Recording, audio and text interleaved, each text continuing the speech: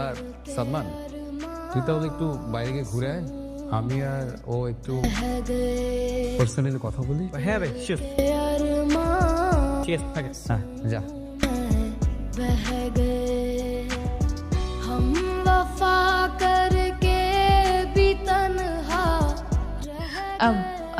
বলছি কি আরেকটু থাকুক না।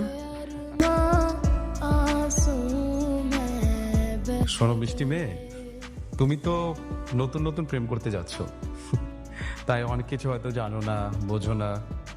অ্যাকচুয়ালি একজন বয়ফ্রেন্ড আর গার্লফ্রেন্ডের মাঝে তৃতীয় কোনো ব্যক্তি যদি থাকে তাহলে কি সেটা ভালো দেখায় বলো?